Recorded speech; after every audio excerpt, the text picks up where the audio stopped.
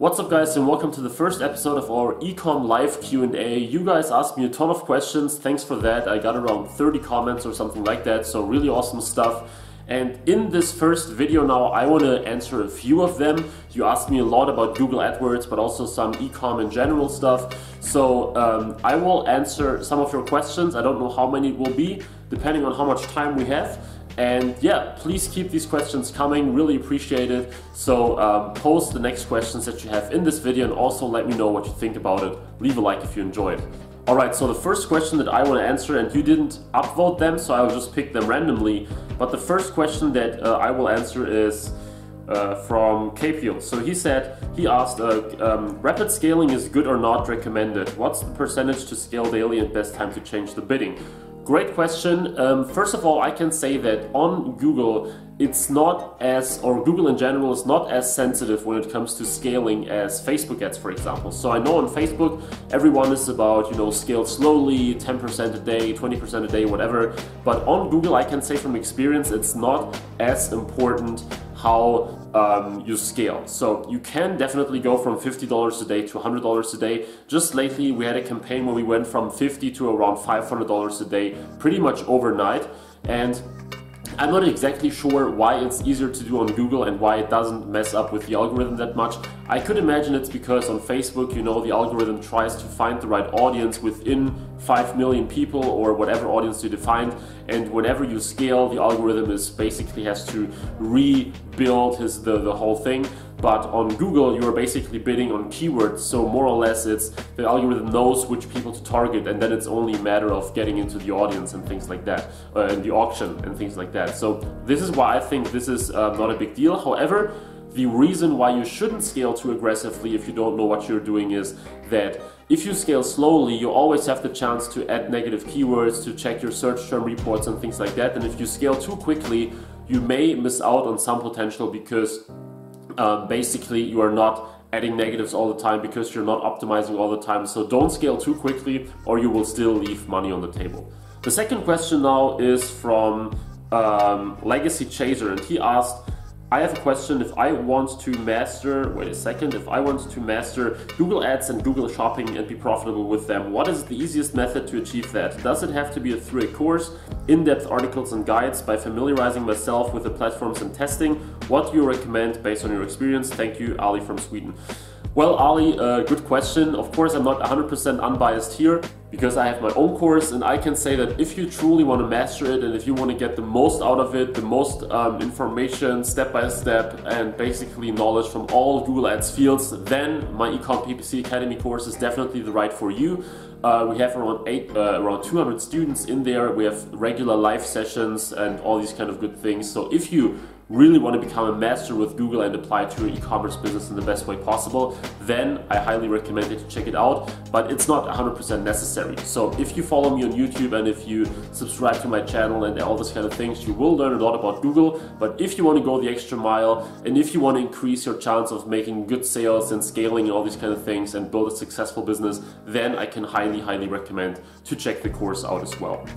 Alright, the next question comes from Eddie Hernandez, and he asked, how do I get the first position on Google Shopping? Well, good question, and it's actually relatively simple. It's same as on Google Search, where your position and your ranking in the search engine results page is based on, first of all, the quality of your ad, and second, your bid. And same goes for shopping pretty much. So if you have a high click-through rate on the shopping network because you have like a great product image, good titles and all these kind of things, and then you have a solid bid that is competitive, you will show up in a very early and very good position on Google Shopping. I see people that have bids of like 30 cents, 50 cents on Google Shopping. This is normally very low because shopping is more competitive than search, and I would say the minimum bid that you should try on shopping is 70 or maybe 80 cents. I can also recommend that you apply my strategy of duplicating your campaign 2 times so that you have one campaign with the highest bid having the lowest priority and the campaign with the lowest bid having the highest priority. This way you make sure that you don't pay more money than necessary, and this is a great strategy to bring down your Google Shopping or just your Google Shopping cost per click. So do that and combine it with some good ad quality, good title, good image, and you will see that you will be able to rank pretty well. The next question comes from Golden Duke Abassi, and he asks, I get confused about the terms product feed and product descriptions. Sometimes I hear you say that a certain description should be pushed to Merchant Center. Sorry for the ramble, but I'm confused. If you can point me any video that explains this, I'd be really grateful. Thanks so much. Well, pretty simple. The product description on Shopify is what people see in your store, and this should be, you know, convincing. You should apply some copywriting tactics and all these kind of things. But the description that you use on Google Shopping, so in your feed, should be a little bit different. It should be a little more features driven. It should be a little more objective, so that people can compare it to other products on the shopping network. So whenever I say that you push your descriptions to your feed or to Google Shopping or Merchant Center, I mean that you can technically just import your Google Shopping descriptions to Merchant Center and use it on shopping, but I don't really recommend to do that if you have the time to write unique descriptions for your Google Shopping ads. So whenever you have the capacity to do that, create unique descriptions solely for Google Shopping. Else, if you don't have the time, you can import your Shopify descriptions. Of course, it's better than nothing. Another question from Capil, what's the best conversion rate? I'm getting 7 to 10%. Is it normal or I have to improve? Well, 7 to 10% obviously is really, really awesome. It's definitely way above average. I would say the average for shopping is maybe 3 to 4% for us. And on search, it can vary a lot. Our best performing campaigns had somewhere between 20 to 30%, but these were really like super specific campaigns that made a ton of cash, but they didn't run for like months or even years. So 7 to 10% is amazing. Keep going. Of course, still try to improve, but be aware of the fact that you are probably on the highest level of conversion rates already. So very good job. All right, and now one last question. I think we have some time for one more. From Peter, how do you best manage your time? Building, shipping, customer service, marketing, social media. I'm having a hard time, lots of hours doing this for my site and getting nowhere.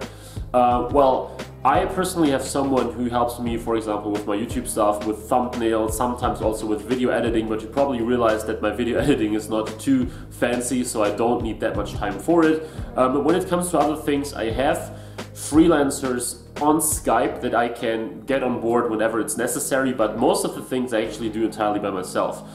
So in your case, if you don't have enough time for everything like product imports and setup on Shopify, marketing, I recommend that you check out my video about FreeUp. FreeUp is a great platform to find freelancers specifically for the e-commerce space, so VAs for product imports, for marketing, for customer service, and all these kind of things. You can find great freelancers there. I had an interview with their CEO, and it's a great platform. I'm registered there as well. And if you feel like you don't have enough time to manage all these things, go to FreeUp and basically outsource whatever you think has the biggest impact on your business. So if you don't like customer service and it's actually a pretty like low value adding task, if you want, you can easily outsource that to another person so that you can focus on marketing and strategy and new products and things like that. This is something that I highly recommend to do. Alright guys, so thanks for watching. I really hope that you got something out of value out of my replies here to your questions. As I said in the beginning, please post more questions below this video, whether it's e-commerce in general, Google ads, but also of course Facebook ads, influencers, Shopify in general, whatever you want me to answer, post it in the comments. If you enjoyed this video, then please leave a like here and also subscribe to this channel for more. And please make sure that you click the bell button so that you will be notified once the next video goes up. This being said, thanks for watching guys, I hope you enjoyed it and I will see you in the next video. Bye bye.